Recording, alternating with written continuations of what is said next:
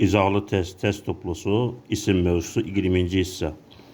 Choose a sentence with a noun in the genitive case. Genitive case yerlik hal deməkdir. Possessive case də yerlik haldır. Genitive case də eyni mənanı verir. Yerlik hal deməkdir.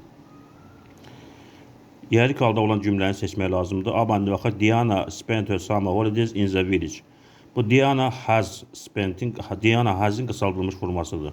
Diana has spent her summer holidays in the village. Diana öz yay tətilini kənddə keçirib.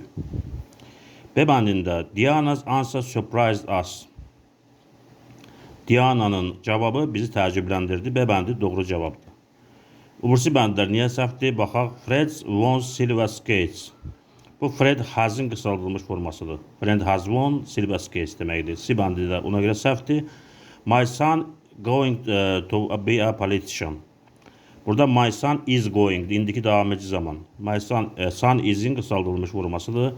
Going to be a politician. Mənim oğlum siyasetçi olmaq istəyir. D bəndi də ona görə səhvdir. Yerlik hal deyil. It's true that Baku is an ancient city. It is'in qısaldılmış formasıdır bu. Yerlik hal deyil. Doğru cevap B bəndidir. 11. sual. Choose a sentence with the correct form of the possessive case of nouns. Yerlik halda isim olan cümlələri seçin. A bəndində baxaq. This test very difficult for me. Burada apostrof S test is'in qısaldılmış formasıdır. Bu yerlik hal değil. B bəndində have you read today's newspaper? Bugünün gazetini oxumusan mı? Bu today's newspaper yerlik haldadır. B bəndi doğru cavabdır. Obursi bəndlər niyə səhvdir? It's very dangerous for you to stay here. Bu it is'in qısaldılmış formasıdır. It's. Buna görə səhvdir. D bəndə his friend is going to become an economist. Is going. İndiki devam edici zaman. Friend is going'in. Friend is'in qısaldılmış forması friend yazılır. Bu da ona görə yerlik hal değil. My brother has got a letter from his friend.